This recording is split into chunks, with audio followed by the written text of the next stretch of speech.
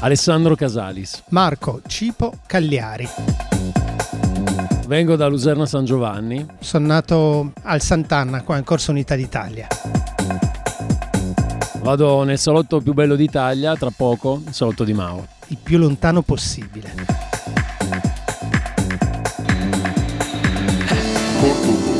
Corto corto. Il salotto di Mao. Facciamo un applauso per rompere il ghiaccio.